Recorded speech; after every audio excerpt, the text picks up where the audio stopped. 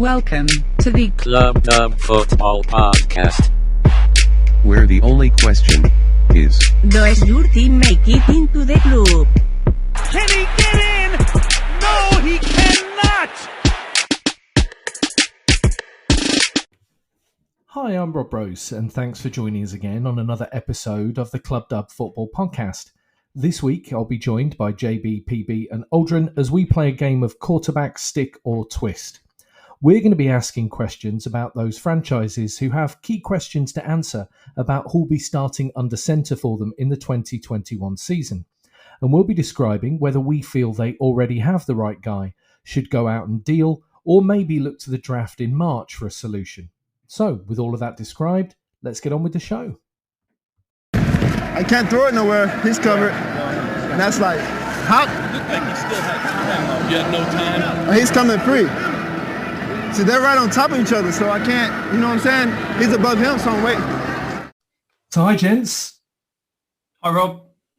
Welcome to another action-packed podcast. So, in the week that JJ Watt, the multiple NFL Defensive Player of the Year, joins the Arizona Cardinals, and in related Steeler news, Ben Roethlisberger takes a $5 million pay cut to stay their starter for 2021. We're going to ignore all of that and play games with the remaining free agent quarterback targets and those that might be traded, and also maybe squeeze in Phil's quiz of the week for good measure as well. So plenty for us to get our teeth into. But Phil, I believe that you have a new format, more questions, which can only mean more fun, right? So why don't you kick us off? That's right. It's time for... Welcome to Phil's quiz of the week. And if you could turn that into a jingle, Rob, so I don't have to say it every time, that'd be great. So this week, I have a question for each of you, and it's on a specific topic. And as JJ Watt signed this week, why don't we focus on Defensive Player of the Year? So, JB, I'll come to you first. Who is the only player to win Defensive Player of the Year as a rookie? James Aldrin. Who is the only undrafted free agent to win Defensive Player of the Year? Rob Rose. Who is the only player to win Defensive Player of the Year with two different teams?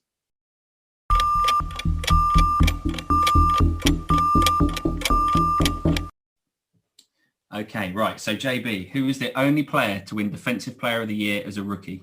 Mean Joe Green? Incorrect. Anyone else want to chime in? Lawrence Taylor, LT. Of course. Yeah, that makes sense. So James Aldrin, no, nil point, James Aldrin, who is the only undrafted free agent to win Defensive Player of the Year? Again, I've got no idea on this. No idea. James Harrison. Come on, James Bushby. You should have got that one. And then Rob Rose, who is the only player to win Defensive Player of the Year with two different teams? So I avoided the temptation to Google this. Reggie White, Eagles and Pat, did he do it? Eagles and Pat? Rob Rose, you are in Phil's Quiz of the Week Club Dub this week. Yeah! Rob Rose, it was Reggie White, 1987 with the Philadelphia Eagles, 1998 with the Green Bay Packers. Well done. Thanks for listening. That was Phil's quiz of the week. Just wait for JJ Watt this year opposite Chandler Jones. Could be on. Can't wait.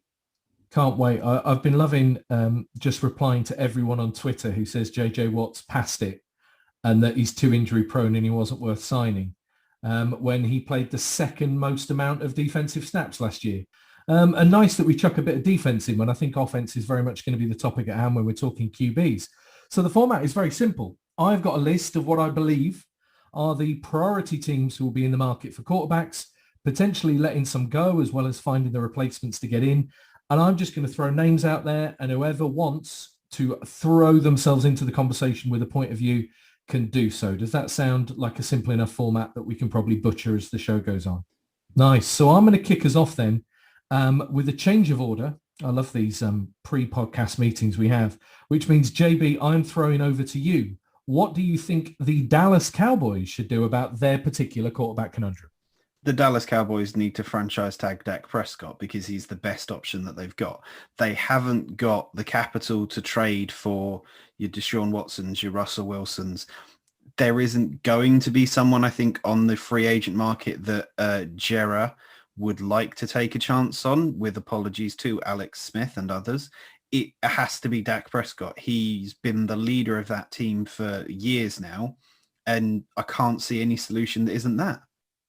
I'm with you. I think it fits both parties, really. I don't think franchise tag fits, though. I think just coming to an agreement on a longer term deal makes life easier for them cap-wise, and obviously is what Dak's after now. I don't think he's going to get the kind of money that he wants, but makes absolute sense to stay there.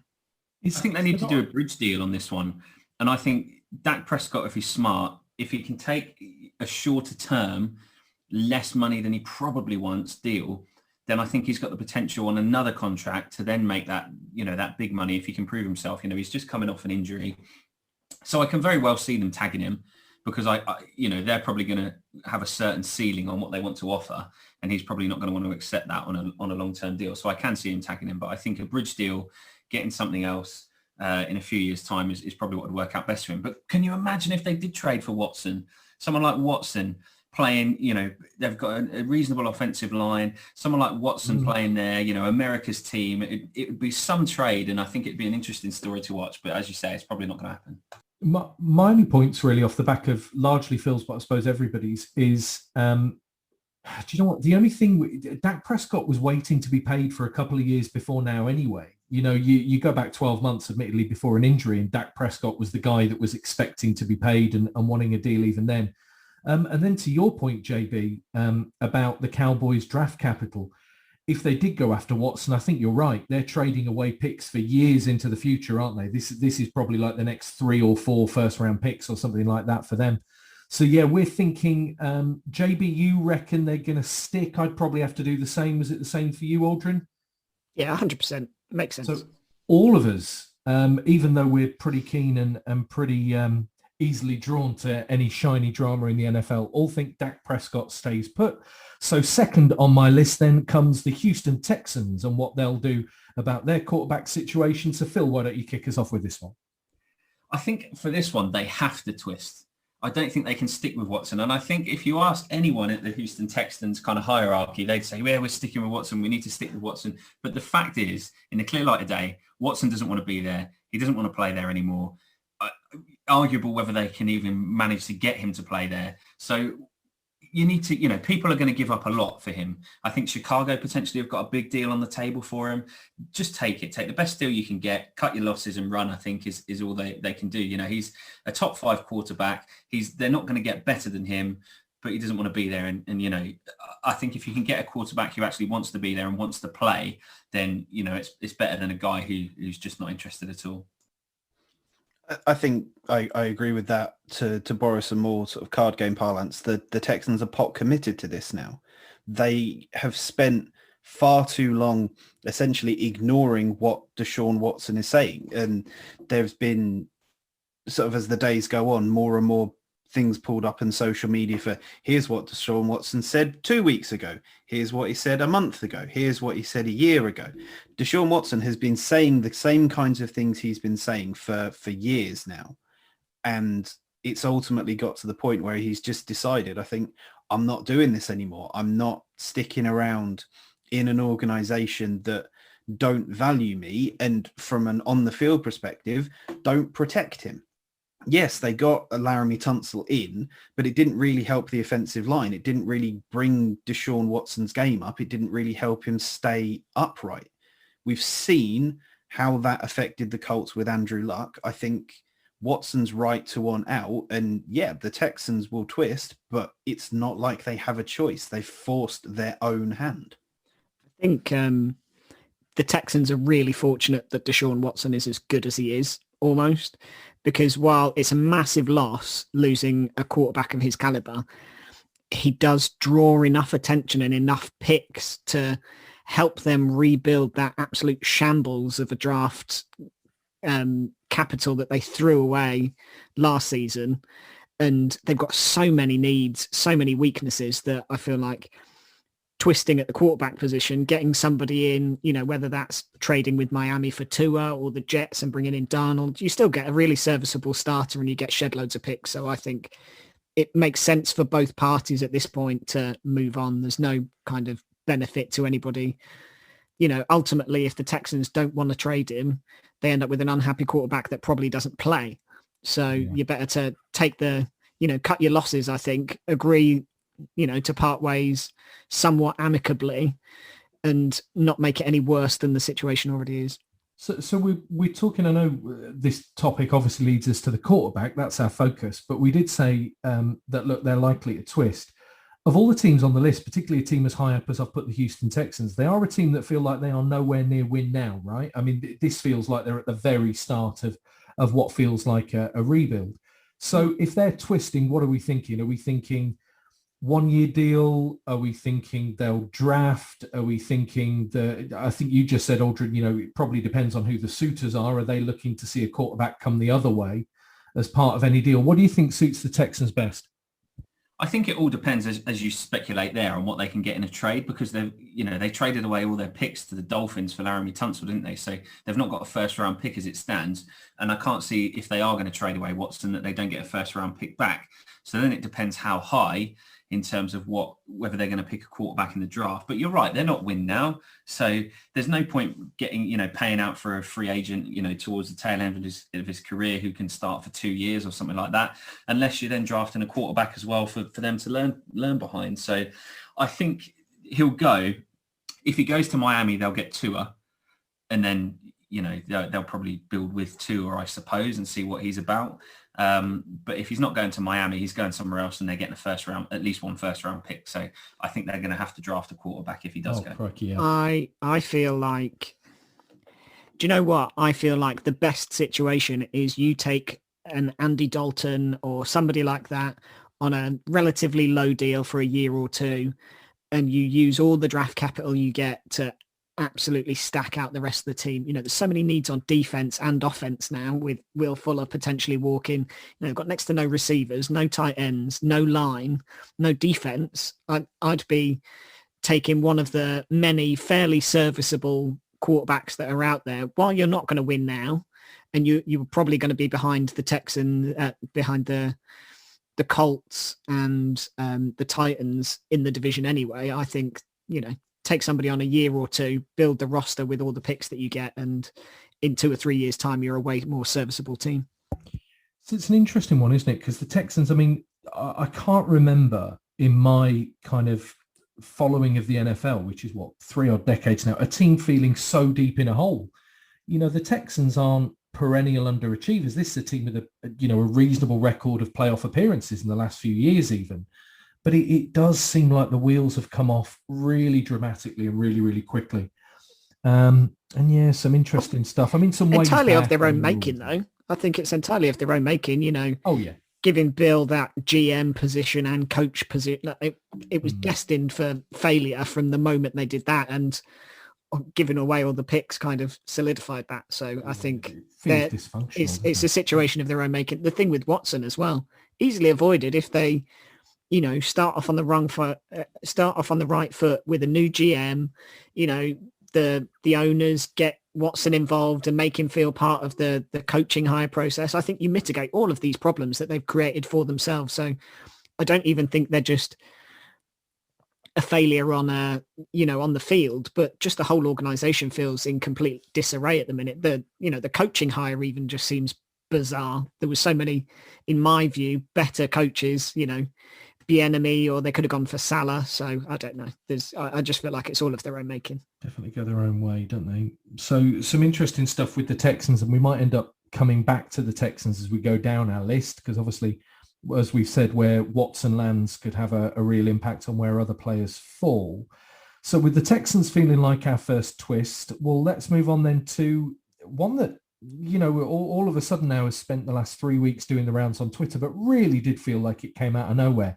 The Seattle Seahawks, do they have a decision to make at quarterback, or is this just the kind of off-season bluster that you'd hear at this time of year? So there's been something come out tonight actually about the Seahawks from Dov Kleinman, who says the rift between Wilson and the Seahawks is happening because Wilson believes he's a top 5 quarterback all time. And he also believes that he isn't currently even viewed as a top 10 quarterback all time. He thinks Seattle is holding him back with certain decisions, personnel and scheme. Now, Russell Wilson is a great quarterback at the moment in this league, but for me, he's not top 5 all time. So, you know, I don't know who Mr. Unlimited is listening to, but it sounds like there's something there. You know, I assumed it was a lot of bluster and a lot of talk and he'd stay there. But, you know, the longer it goes on, the more you think, well, maybe he will leave. And I think that leaves them in a pretty big cap hole. So it'd be something spectacular to see him go. But you never say never, I guess.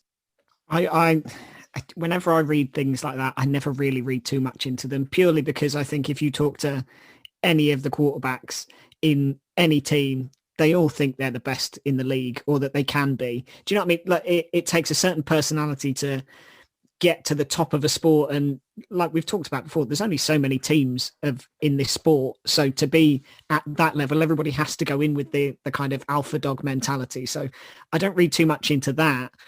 But I do think that it's an interesting situation because kind of came out of nowhere and there was little rumblings towards the end of the season, and then it seems to have kind of blown up in a big way to the point that it now seems like a legitimate conversation to be having, which seems bizarre considering I mean I don't think all time, but certainly in the league at the moment, I think you'd probably class Russell Wilson as a top 5 quarterback, and certainly a lot of his play for parts of the season kind of backed that up. So I don't know, but I just feel like it's probably not one that's going to happen this time around. I think they probably have to stick with every party. And I think, to my mind, it feels more likely that maybe a coaching change happens at the end of the season or something like that. You know, Pete Carroll retires or something of that nature, because I don't think you let Russell Wilson walk out the door if you can mend those fences. I feel like the rift isn't like what we see with Watson and the Texans. I feel like that probably can be bridged with, you know, the organization bringing him back in a bit more and giving him that little bit more control, which seems to be the way that all quarterbacks want to head now, to have more, you know, more input in the whole organization rather than just, you know, their offense. I think the Pete Carroll point is the key to all of this. One of the things that has been discussed with Pete Carroll's success is how successful he was at the college level and how he translated that success to the Seahawks. And one of the things I talked about one of the things you talk about when you talk about a successful college coach over time is how they recruit players in. Because obviously the thing with the college game that's different to the NFL game is every year, every 3-4 years, your team is completely different potentially from what it was before, because all of those players have now left and graduated and gone on to the NFL or something else. And they talked about this with the Seahawks when Carroll moved on from the Legion of Boom, when Thomas went, Chancellor went, Sherman went. It was essentially getting rid of the old class and bringing in the new class. The only real holdover there's been in this Pete Carroll era has been Russell Wilson. The thing with kind of what Russell Wilson's been saying to me is it's almost a little bit like when you're a little bit uncomfortable in a relationship and you just say something because you want your partner to just reaffirm that, no, you are very special and all of that kind of stuff. Who is your go-to person for advice, Russell? They think Pete Carroll, they think this person, think that person. Love you, Pete, but his name's Mr. Unlimited. Yeah. And the more Russell Wilson says these things about how unhappy he is and how he wants to be more involved, the less the Seahawks seem to say in response to it. If you're the Seahawks, I don't think this thing works without Russell Wilson. If I was the Seahawks, I would try and work a way out of this, be it a change in coaching, be it bring him in to allow him a bit more input into the offensive game plan or personnel decisions and things like that. I would stick.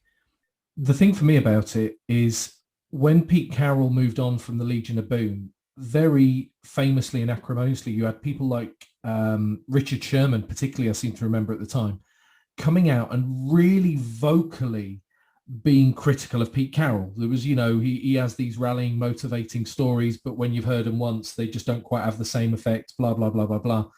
And the whole thing about that was notable was the fact that Russell Wilson kind of stayed out of all that noise and really stuck with him. like Phil said at the very start of this, the fact that this is just perpetuating enough now to see it into, the 3 or 4 weeks now, there's an awful lot of breadcrumbs out there, an awful lot of comments from Wilson himself that make me think this could happen. But I am kind of with those of you who've already said, where would the Seahawks go from there? I mean, they have invested a lot of money in a mobile quarterback and their team is set up for that. I don't think there are many options for them to go out and necessarily be relevant without him. So I think they should stick. I guess none of us quite know what's going on behind the scenes and whether that even feels like an option for them. The San Francisco 49ers.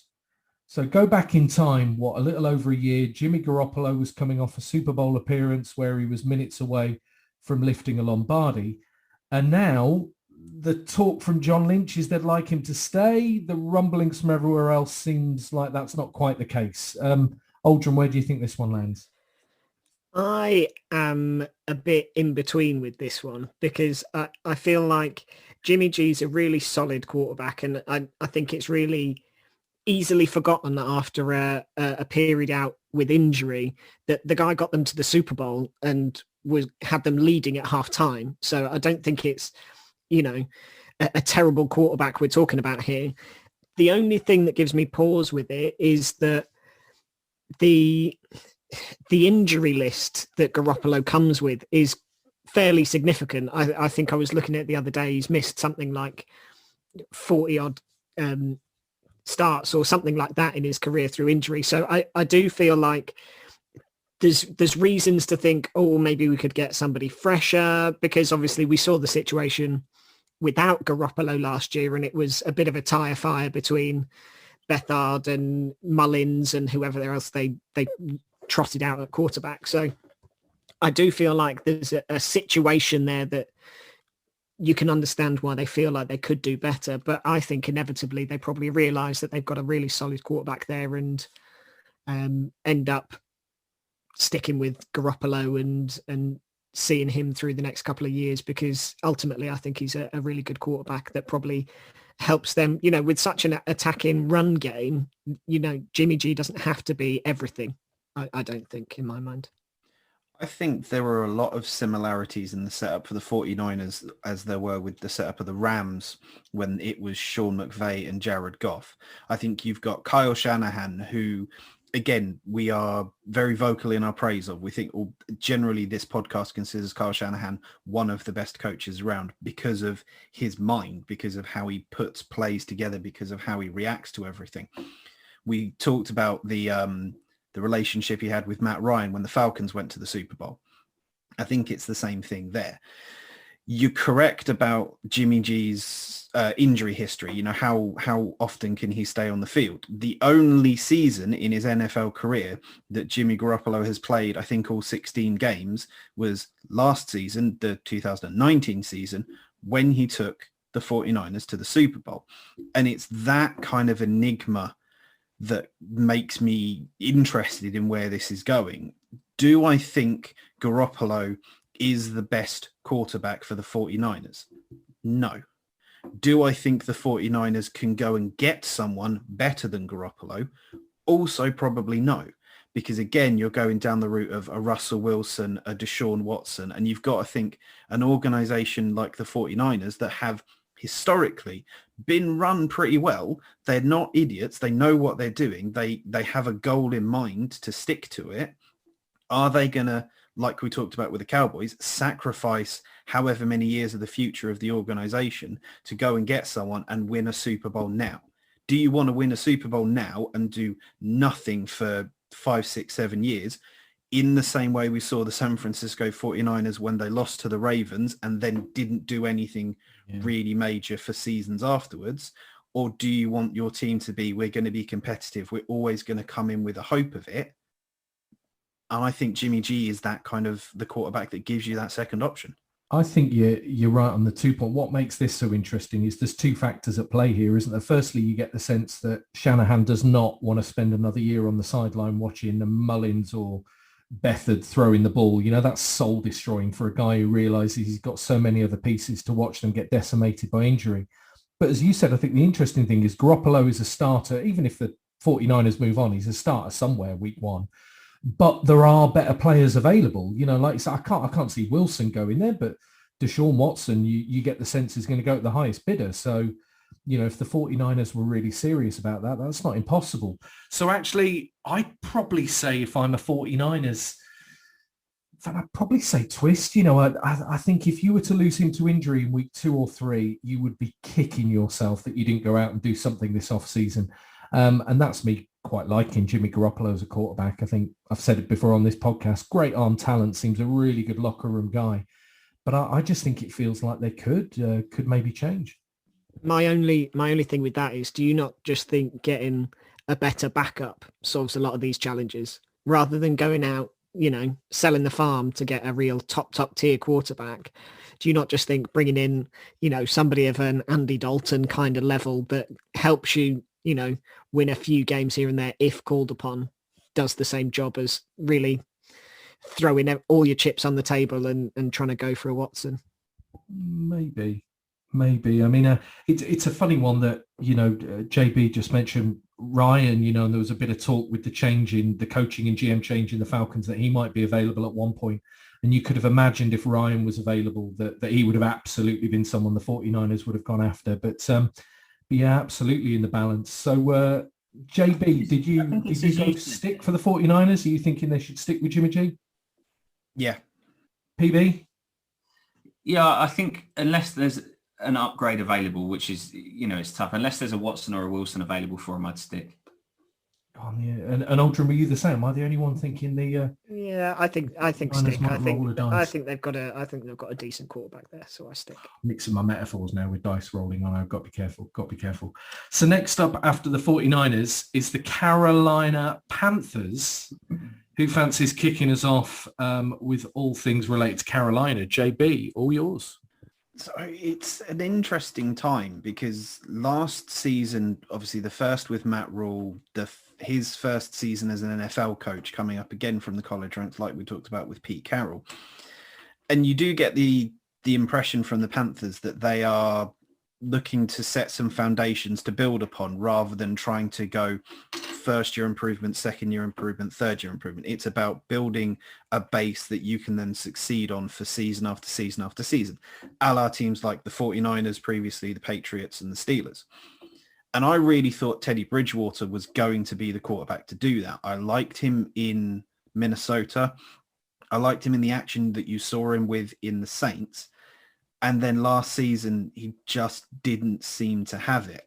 It not necessarily that it looked like a completely different player, but he didn't seem to have the same gift with his reads. He didn't seem like he was willing to push the pace and pull the trigger. And you've got to kind of ask yourself based on that, are the Panthers going to be willing to stick with someone like that when there is the option to, as I said, go out and get somebody else? It's very similar to me, and we'll probably get to them later, but the same decision the Raiders need to make with Derek Carr.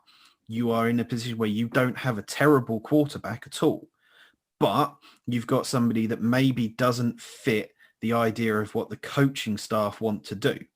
So you want to go out and get someone that will be a little bit more, I don't want to say reckless, but a little more easy to throw, a little more easy to push the pace and really start to get everything going. I'm going to almost sit on the fence with this one because I feel like sticking but also twisting is a really valid option for them this year. I think you stick with Teddy Bridgewater and you draft an heir apparent is my kind of view with it, because I've seen loads of stuff recently talking about, you know, shipping out Christian McCaffrey and shed loads of picks to go and get Deshaun Watson.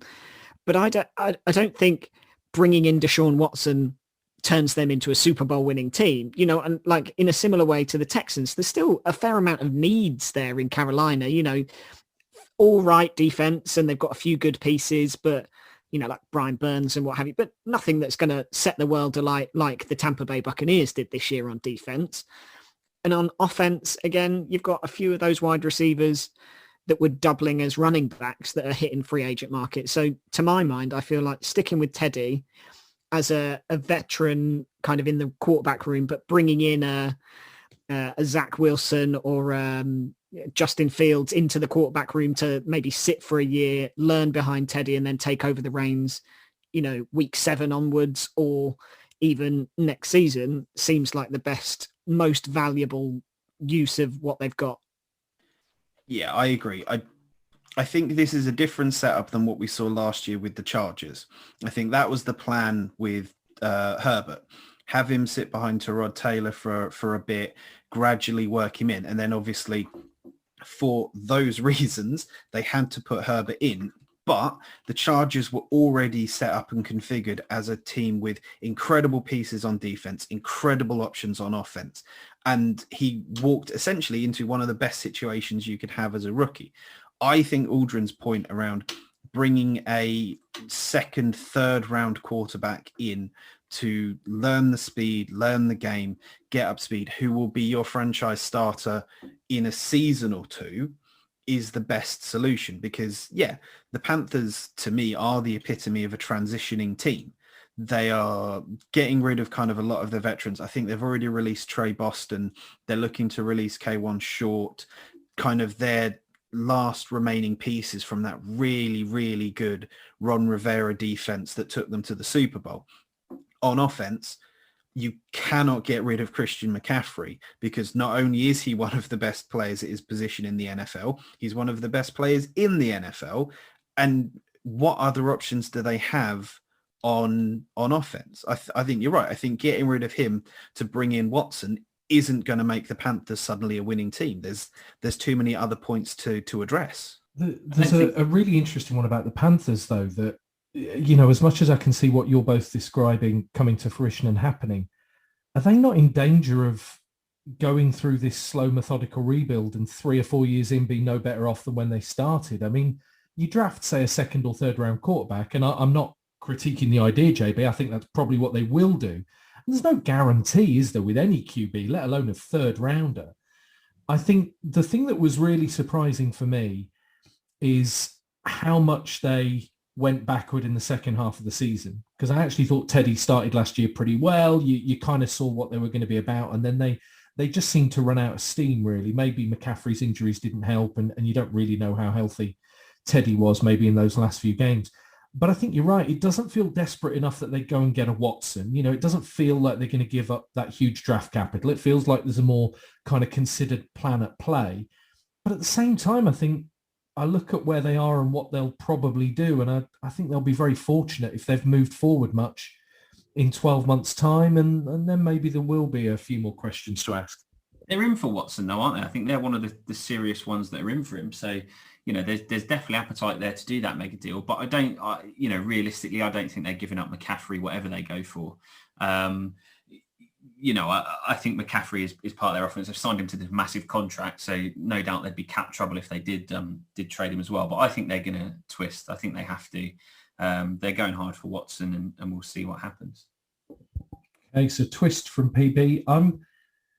Do you know what? I think they should stick, but I think they do twist. I think you're right. And then Aldrin, JB, you had them drafting at least, right? So at least a partial twist from the Panthers, and maybe a few new faces in that QB room. I think one other point on them, actually, the point I was going to make, and it slipped my mind, they need to look at the division in a way. And I think if you look at the NFC South, Tampa are looking good. The Saints, Breeze is retiring. Or hopefully, possibly, it looks like Breeze is retiring. So, the Saints are probably going to go a little bit backwards, and the Falcons aren't looking too great as well. So if they can get the right guy in, it pushes them into playoff contention potentially. Whereas if they don't, then I think they've got a few years of kind of dwindling out of the playoffs ahead. Only thing with that is, though, again, bringing in the right guy can't be at the behest of being able to bring in anybody else. Do you know what I mean? There's too many needs for it to just be one guy turns the tide. 100%. Oh, yeah, totally. Yeah. And I think, to your point as well, I think one of the things, and it's the thing that worries me almost, is that Matt Rule is under no pressure at all. Another mediocre season, and I think it's just like, look, we're at the start of a very long project. I think, like you say, Phil, them being in for Watson makes sense. Imagining they would outbid the Raiders or the Bears or teams that feel a lot more desperate, a lot more urgent in their quarterback search would be a surprise for me. But there you go. There's the Panthers. So the next one we move on to, I think we can do pretty quickly, is they've been the hot topic on our podcast a few times in the last few weeks. Gentlemen, what do you think will happen with the quarterback room of the New York Jets? Twist. I think they will twist, but I think they should stick with Darnold. I think he's shown enough to get another year with a good coach who Salah looks like he is. So for me, I think they should stick. But by the sound of the calls they're taking, I can see them trading him away. 100% twist. Immediately twist. Better for everybody. Clean start for Darnold, who's just not had the support in New York, and Salah gets a new quarterback of his choosing, whether that's, they've got enough capital to go and get Watson or draft whoever they choose behind, after Trevor Lawrence goes number one. So yeah, twist for me. It makes sense for all parties. Stick with Darnold. If you are judging anybody in that Jets team based on playing under Adam Gase, I think you're an idiot. Yeah, I mean, I think we talked about this in previous weeks, didn't we? I think we all broadly agree on that. We all still see that there's a bit of a flicker of hope that Darnold could actually be a very, very good quarterback. But if you're trying to change the results, there's a point where you may be looking at that film and thinking, just like Aldrin said, you're picking 2 overall.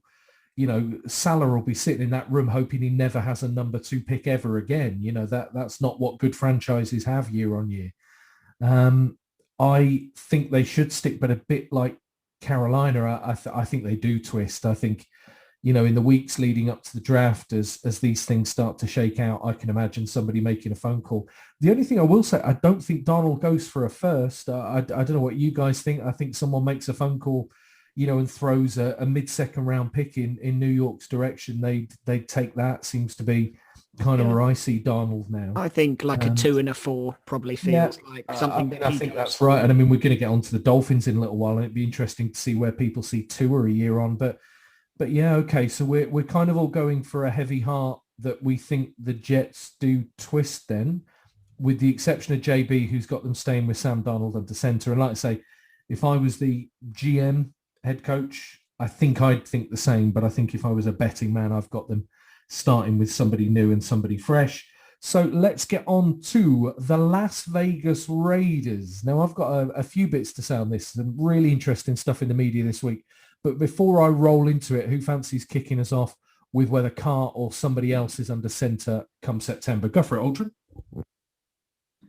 Well, I was going to say stick, but Gruden's one of those that perennially seems to think twist immediately, regardless of who the quarterback is. He never seems satisfied with whatever quarterback he's got. But I don't feel like Carr is really the problem there. I think they've got more problems on defense that need solving, and Derek Carr wasn't the guy holding them back, in my opinion, from what I saw last year and for the last couple of years. I think at some points, maybe 2 years ago, we thought he looked like a real top tier talent when he was surrounded by some good receivers. So yeah, I feel like they make kind of signals about twisting, but inevitably stick with Carr. Yeah, I think it's similar to the 49ers with Garoppolo. It just depends. If they're really out there looking for someone, it depends on whether they can get someone better than what they've got. I think Carr is a decent quarterback. I think he can get them to the playoffs. I don't think they're a Super Bowl team regardless, so what's the point of throwing the farm at someone? But yeah, I think the dislike of Carr, if you can call it that, from Gruden is that he doesn't extend plays with his legs, isn't it? So do you want a more mobile quarterback? I don't know. This is the guy that wanted to trade for Tom Brady. So I don't know if making plays with your legs can really be top of his priorities, if that's one of his criticisms of Derek Carr. Fair. I think they'll stick with him. I don't think they'll get better for what they want to give up. So I think they'll stick with him one more year and then see where they go. See, I think, and we'll see how this pans out, but I think of all the teams on the list, they're the most likely to twist. I think when you look at ownership, and I think Aldrin just brought it up a year ago, they were happy to talk to the press about the fact they wanted Tom Brady when they'd already got Carr under contract, ready to throw the ball, in week 1. And then when they didn't get Brady, they were left a little foolish, really. I think the Davis family have got that brand new franchise, really, that Las Vegas home. They've got that gorgeous stadium that's not really had any fans in it yet. I think they'll want to make a splash, and I think we're better than at quarterback. I think they'd want a Watson. I think they'd take a Garoppolo. over a Derek Carr maybe, because I think you guys are absolutely right. I think he's a good starter, but I think they're quite cool on him. I think not only do they think Carr's got a ceiling, I think they see their ceiling with Carr as well. And I think if you gave them the chance to just freshen up that quarterback room, I think they'd do it. It is great news, though, to see that the stories that were circulating, that their backup quarterbacks were the subject of trade interest. It was nice to see that disappeared almost as quickly as it came, because no team in their right mind is looking at either of those two. You know what? The funny thing is I think people were interested in Mariota. I think they saw that one game and thought, oh, do you know what? He's all right. He could, on a nice cheap deal, he might do something. And then you realise that his incentives, if he starts anywhere, he's on 20 million. Yeah. It's insane. He's on a really low deal, but all of his incentives built into his contract basically mean if he goes anywhere to become a starter, he's on 20 million a year. So like everybody suddenly went, oh, have you got the fine print there? Okay, no thanks. You're all right. You keep him. Yeah. And I think, a bit like we talked about with the Panthers, the Raiders are a team that absolutely fell apart down the stretch, aren't they? I think they'll make some really big splashes. And a bit like, I was happy that the Cardinals got JJ Watt this week, not just for JJ Watt, but the fact that with a lot of free agents out there and not a lot of money around, it suddenly makes the Cardinals the kind of place you'd want to come. If the Vegas Raiders had Russell Wilson under center, I think you've got a lot of free agents who are looking, I'm only going to get a few million this year. I'd rather go and catch balls from Russell Wilson than I would go to somewhere like Carolina. Just on that note, I bet Russell Wilson is absolutely loving seeing JJ Watt and Chandler Jones lining up against him 2 times next year. Oh, God. Well, every single one of those NFC West teams has got a pass rush. The Seahawks are the exception, aren't they, really? Because every other team is really well set up for that. So I've got the Raiders twisting. It sounds like you've all gone for stick. No one else really kind of buying into the hype that the Raiders will do anything exciting. So in that case, then, let's get down to another of the more interesting teams low down our list. Already mentioned, in fact, the Miami Dolphins. Who wants to kick us off? I think the Miami Dolphins should stick with Tua. I think I'm going to be maybe the odd man out on this, because I know from previous discussions there's a lot of it's time to move on from him, bring in Watson. But we're talking about a player who joined a team that, as successful as the Dolphins were last year, are still rebuilding from the disasters at head coach and disasters at organization that they've had previously. And we're talking about a rookie who came into this season expected to be the franchise quarterback eventually and had none of the standard practice, none of the preparation, no rookie mini camps, no OTAs, an incredibly different training camp to what anybody else has ever had before, and still showed promise and still looked good. There's still something there. He wasn't Jamarcus Russell or something like that, where you kind of look and wonder, what on earth have they done? It is just a guy who's, okay, needs a bit of seasoning, needs a bit more practice. Because also, don't forget, he had that was his hip injury in his last season. Yeah. And he's probably still trying to work his way around that in his head of not putting himself in that same position to have that same injury again. I think with another season, especially if with vaccinations and everything now, if the NFL can find a way to have as close to a proper training off season as possible, I think he's got the potential to be really good and do really good things with that Dolphins team. My only counter to that, and I'll be brutally honest up front, I'm not a massive Tua fan. I don't particularly rate him. I didn't massively rate him coming out in the draft from what I saw of his college tape, and I don't think last year did anything to kind of assuage my fears on that. But I think, to your point, he didn't have OTAs, he didn't have mini camps, but equally neither did Justin Herbert or Joe Burrow, and both came in and transformed those franchises immediately with their quarterback play. I don't feel like anything that the Miami Dolphins did that was good last year was particularly because of Tua. I think arguably you look at Fitzmagic and think that he was the guy that made the splash plays and looked exciting. So, I mean, for me, I think I saw enough from Tua to think that you could do better. Certainly with the amount of picks they've got, thanks to the Texans, I think you quite happily give them back and take Watson, and you immediately become a way better franchise for it. So to my mind, I just think twist for me. I think they will stick with him unless they can get Watson. It sounds like they're going quite hard for Watson, and they have 2 first-round picks, don't they? I think they've got their own, and they've got the Texans. So I think that, Watson would make that team a playoff team and a Super Bowl contender. Tua might make them a playoff team. I don't think it'll make him a Super Bowl contender, but I think, JB's point is right. He didn't have any of those,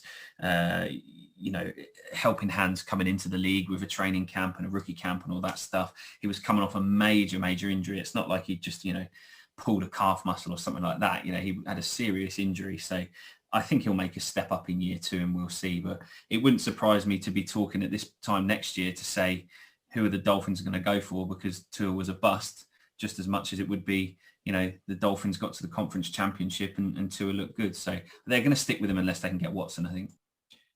I think it's utterly bizarre that it's so polarizing, isn't it? Whether it's us, whether it's fans, whether it's the media, you've got these people who are really for or really against Tua. I'm actually with you, JB, really for him.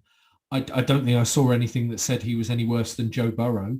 I think the other thing that you've got to, kind of remember about Tua and Herbert, I think, was definitely the best quarterback out last year. He was the transformative talent. But Tua, had his team on the cusp of the playoffs. They won a lot of games even after he came in. Burrow, it's all right showing flashes, but Joe Burrow did not win many games, and I think Burrow and Tua, for me, I've nothing against Burrow actually, but I think are pretty close. I thought Herbert was the one standout. I'm not sure I necessarily had Burrow in that offensive rookie of the year conversation before his injury the way some did.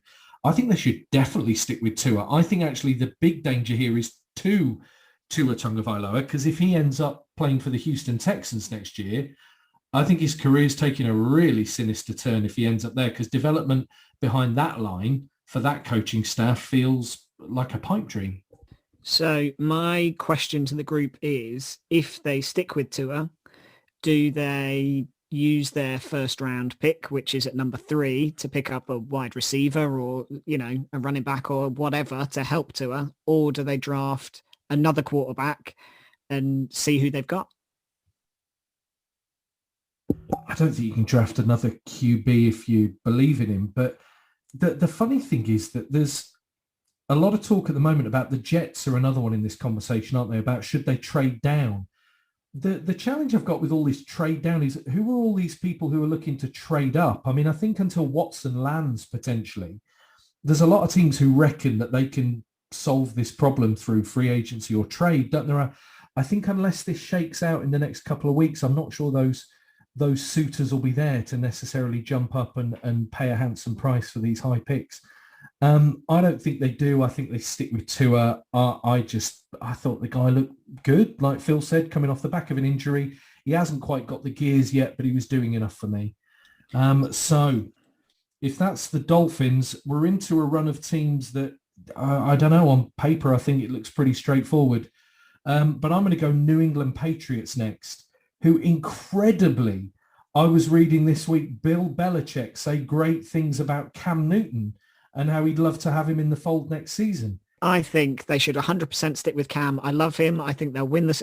No, I mean, as much as I dislike the Patriots, I think they've got to twist and find somebody else, because Cam clearly isn't at it. I think what he showed last year was what we all thought maybe a year before that. And the reason that he got that, what was it? Was it a veteran minimum salary that he was on last year or something ridiculous like that? I think he proved that he was barely worth that. So I feel like you've got a twist, and they're one of the teams that feels like maybe they take a punt and take Garoppolo back if the 49ers are looking to trade him away. That feels like a nice fit. I feel like Belichick was a big admirer of his at the time, wasn't he? He didn't really want to trade him away, but kind of felt, well, Tom's going to be here for another millennia, so we'll have to let him go because we can't pay him. So it feels like Garoppolo seems like a nice fit. Equally, I think anybody vaguely serviceable kind of goes into there and makes them a better team than Cam Newton did. I think the problem with Cam is that he's a polarizing personality, and when you're not doing it on the field, that's just a massive distraction and inconvenience, and that's not really the Patriots way. So I feel like twist and I don't know. They're not going to trade up in the draft for a quarterback, are they? So I feel like, finding somebody that's out there that Bill thinks he can turn into a serviceable veteran, kind of like what the Cardinals did with Carson Palmer or something like that. That kind of feels like the sort of person they go for. I think they're going to go for Mac Jones in the draft, and I think they'll get it'll be a similar situation like Fitzmagic and Tua at the Dolphins last year. I think they'll have a veteran guy there who'll probably start, the first few games, and then they'll make the switch at some point. Stidham's not the guy, so they'll twist from him. Whether they keep Cam or not, I mean, Cam looked all right running the ball, but he didn't really look like he could throw the ball at all, and I don't think they're going to stay with him at all. Albeit he seemed to be quite universally loved there. So, it wouldn't surprise me if he stayed, but I just can't. I don't think he will, and I don't think they should, to be honest. I think personality is the first thing you think of really when you think of Cam Newton. When he succeeds on the field, it's massive smiles. He's got that swag going on, dripping, I believe is the phrase for it. And you just don't get that with the Patriots. The Patriots are not a personality organization. The Patriots are a do your job organization. It's very regimented almost. It's very straight to the point. And I didn't see the union of Cam and the Patriots working last season, and it didn't, and I can't see it continuing now. As Aldrin, as you were talking, I think it kind of hit me that, okay, I can see this being an Alex Smith destination or a Derek Carr destination. They're the kinds of people that you could see going into that Patriots offense and succeeding, because that's the kind go through the progressions. They're not particularly dynamic or explosive in what they do, but they go in and they do what they need to do to run the offense and move the ball. And that's where the Patriots succeed, because that's where the Patriots have succeeded with Tom Brady doing that game after game after game. I think with the broad points here, I mean, Cam Newton is no longer a good quarterback. So personality aside, I just don't think he should be part of the conversation. When Phil just said, I wouldn't be surprised if they stuck with him, my initial reaction that went through my head was I would be massively surprised if they stuck with them, because he limits what that franchise will achieve. But I'm with you, JB. I think if they don't go draft, they're in that second tier shopper, aren't they? If Garoppolo moves on, if Carr moves on, I think if it wasn't for the Jets Patriots kind of history and rivalry of old, you'd even add Dalton to that. You could see them picking up somebody along the way. I think if they can get him, if the 49ers want to move on, I think they ought to go and get Garoppolo, because he knows the system. They didn't really look like they missed a beat when he played when Brady was suspended. Belichick arguably wanted him as their guy at the time. So I think if the Patriots are going to move on, and if they're not going to draft the right guy in the draft, I think Garoppolo's their guy, but it's just whether they can get him. Makes too much sense, doesn't it? Yeah, it makes too much sense if he's available not to end up there. A quick one. I'm not sure if we need a stick or twist, because it feels like this is in the rearview mirror.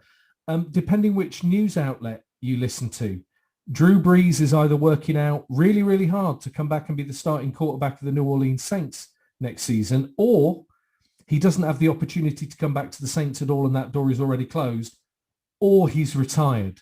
As a quick round the room, do we see Drew Brees playing in the NFL in 2021? Now, I think we all agree he probably shouldn't, but do we see it? No, I don't think so. I think Sean Payton was on Good Morning Football a couple of weeks back and was pretty much talking as if it was a dead cert. He wasn't coming back. They were talking about, really liking Jameis Winston and all that stuff. So unless that was a smokescreen, which I don't think, I can't see it. Brees didn't look good. I know he had injuries, but I think, he's restructured his contract right down.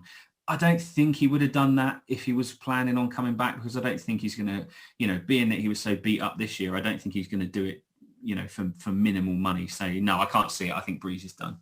Same. I'm with you. I think he's done. I don't see him coming back. I don't see the point in him coming back. They've got no money to give him any more cash, and I don't see what he achieves by coming back. I think he's shown enough that I kind of said last week, I feel like he's almost the limiting factor in that offense when he's healthy at the minute. So I think twist. No. See, I agree with you all, but I think somebody needs to tell Drew Brees, because I have a horrible feeling that he is not sharing our viewpoint at the moment and not of that particular train of thought. So we think the Saints go ahead with the turnover machine that is Jameis Winston. I can barely wait to see Jameis in the black and gold. So we've got two more to round out and two of the more interesting ones. So let's go for the Washington football team next. And this has kind of been taken out of our hands recently, although it's not been confirmed by the team themselves. All news reports seem to suggest that Alex Smith is on his way out. So where do we think the Washington football team are thinking of going quarterback-wise? Could this be an unlikely destination for the declining Cam Newton, or have they got a master plan up their sleeve?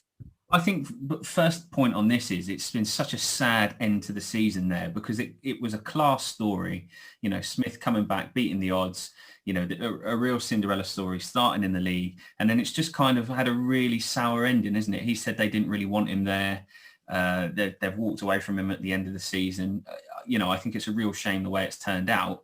He still wants to play. So I think he will land somewhere, be it as a starter, as a experienced backup for a rookie. Who knows? We'll see. Cam Newton, there's been talk of going to Washington because of obviously Ron Rivera and is it Scott Turner, the OC there. So it's an offense that he'll be familiar with from Carolina. I don't think Cam Newton would be an upgrade on Alex Smith there. You know, they talk about Chase Young liking Taylor Heineke. So I think, you know, he could be the guy that's got the job, so to speak, and then it's up there as a competition for someone to try and win it off him. But we'll see. But yeah, it's interesting. I think they could be in the market, but whether they're in the market for, you know, an experienced guy, you know, an Andy Dalton or someone like that to try and kind of challenge Heineke, or whether they you know aim to try and get someone through the draft, we'll see.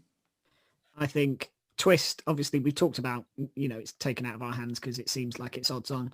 It was odds on last year. You know, they had to stick with him last year. The cap hit was too great and there was no way they could get a shot of him. This year, the cap hit is what, 4 or 5 million. I think it's an easy out for them. And obviously they're going to not carry his 20 million odd salary if he's, you know, on the roster. So it feels like they twist. And I think my only concern for Washington is I don't necessarily know who they bring in. It doesn't seem that they've got, you know, they've not had the same kind of zoned in target like you've heard from the Jets or the Dolphins or anyone like that. So I don't know who they necessarily bring in that massively uplifts that team, you know, for all his flaws and not looking like a mobile quarterback. Alex Smith won 4 out of 5 games that he played or something like that. So, you know, he certainly showed that team can win, and it doesn't have to be a world beater of a quarterback to, you know, help them move the chains and get the ball down the field and win games. So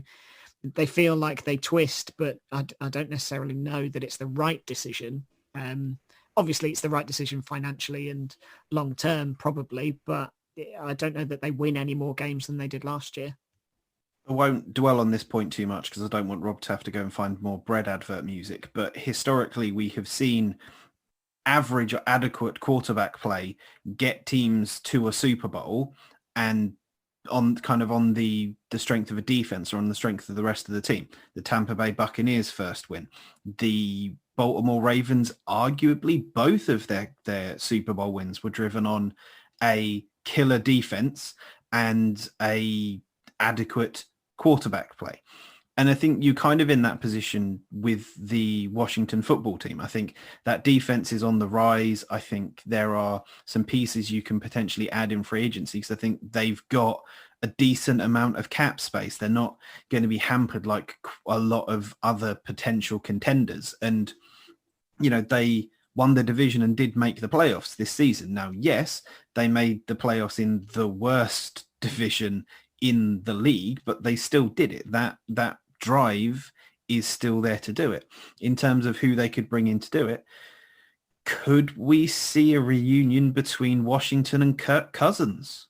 I mean, that's something to look at. Or are they again going to be a team that could have a Derek Carr or someone like that come in and maybe they'll step in and get the ball rolling for the Raiders to then be able to pursue somebody else?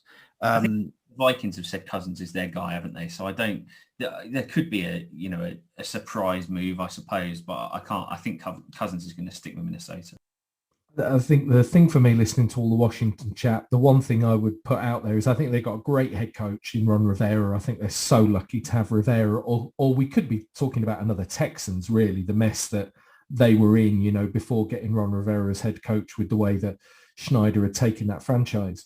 The only silver lining, I suppose, is I think there's an awful lot of QB names out there that make the Washington football team better, aren't there? I mean, I think, Aldrin, you said somebody like an Andy Dalton. I think even if they went and got an Andy Dalton, I don't think there's a drop off there, is there? And if the Cowboys come back and play to potential this year, they are maybe a far more dangerous team this year. And the Giants, if they get some of their injured talent back. But I mean, Washington should be able to make slight improvements, even if they just find someone serviceable this year. And a pity for Alex Smith, but I think a league that's driven by performance over sentiment always, isn't it? There's a lot of fairy tale endings that didn't quite come off for players because the numbers just didn't add up. And I think he will land somewhere. I think he deserves to land somewhere. I think there's some great performances, if that is Alex Smith's last year, the Steelers' performance probably amongst those that I think do give him that lovely kind of bow to tie around his career. But yeah, I think Washington can go out and get somebody very easily who probably help them improve that offense. So we might have saved, arguably, we started with the most dysfunctional team in the NFL or dysfunctional franchise. We end arguably with the second most dysfunctional, I think, and this is the one that's interesting for me, the Bears of Chicago. I think they've got a head coach and a GM who are absolutely on the hot seat. Two people who, despite making the playoffs last year, might not end up seeing the end of the season if things don't go well. They don't seem to have any current plan at quarterback, so the option to stick seems to be somewhat taken away from them. Where do we see the Bears going? Aldrin, let's start with you. I think, to your point, coach and GM on the hot seat, I think obviously they're going to twist. Certainly Trubisky has got to be out the door. You realise that was a mistake from the outset and you made a drastic error picking where you did and who you did in that draft. But equally, I don't know that the GM I would trust to find the right quarterback. Equally, I think they brought in Foles on silly money last year from the Jags. And that was a disaster. And to my mind, Foles has never ever looked like a starting quarterback. Really, outside of that Philly scheme that worked nicely in that playoff run and obviously Super Bowl MVP aside, I don't think he really looked like the guy long term when he's been elsewhere. So that was always going to be a disaster. I feel like Watson is the guy, if they're going to go for it, they throw the entire bus at the Texans and give them whatever they ask for in order to get Watson. Does that make that team infinitely better? Yes, I think it does. But equally, I still think they've got problems. They've basically let Allen Robinson walk, which for me was an absolute travesty when you lose a top tier receiver. So I think there's still a lot of questions to answer, but they've got a twist, haven't they? And they've got to twist right in order for either of those guys to be in their seats next year. I think they're so different to Washington, who we were just talking about, in that, you take, and we haven't mentioned his name on this podcast, but take somebody like Gardner Minshew, right? There's a guy who could be available, who has kind of flirted with being a starter, but is probably seen more as that grey area between starter and backup. If you take Gardner Minshew and put him in Washington, I think he keeps that team probably at the same level, maybe even a slight upgrade in some areas. The Bears need somebody far better than that, don't they? And it just feels like if the Bears ownership aren't careful, they could let that coach and GM really gamble really away the next 5 or 6 years of that franchise's future, because they could end up doing something really quite dramatic just because otherwise, like you say, Nick Foles, for the fact we're talking about a Super Bowl MVP, has never played more than 10 games in a single season as a result of either performance or injury.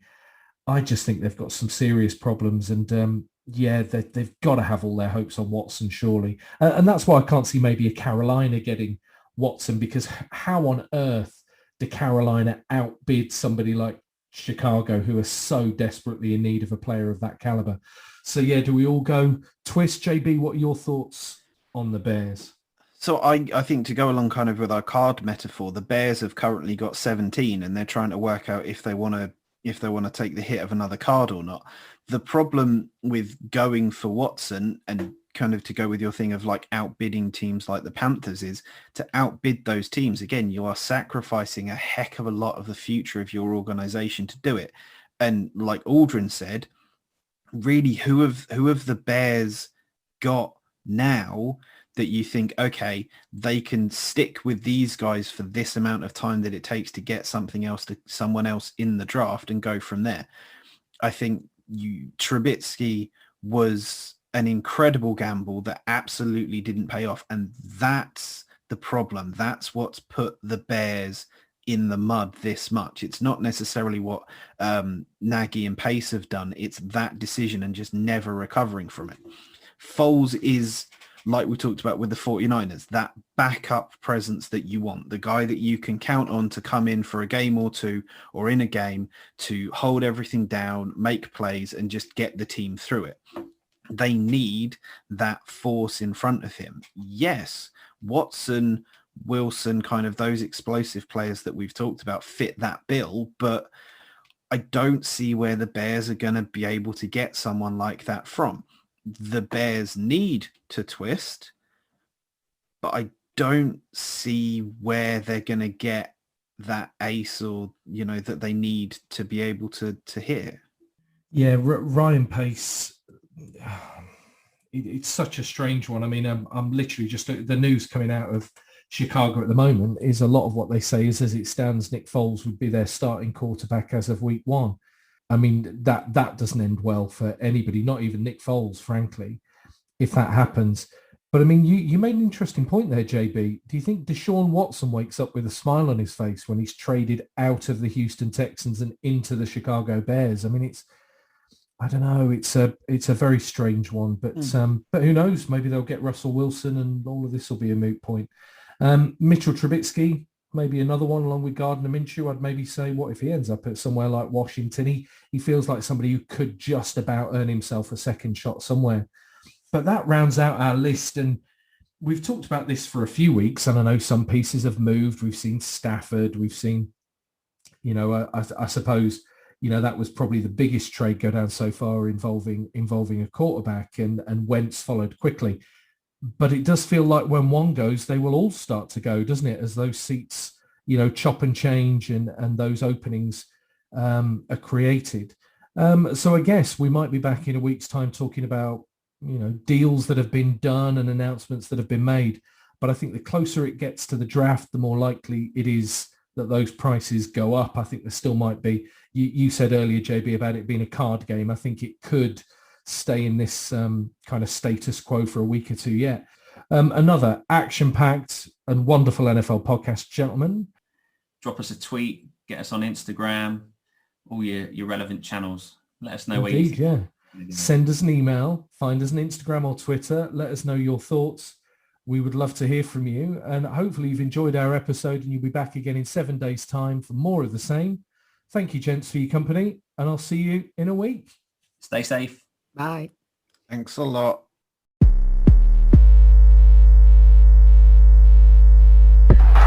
This is amazing. Remember to subscribe and be cool. Tell your friends. The game is over. The game is over. If it's about old-timey stuff, I'm going to... What do you class as old-timey? I don't know, pre-1990. Anything James talks about. I'm looking forward to James talking about the Cowboys first. And Tom Landry wore a hat. Sorry. Now, the reason I mention this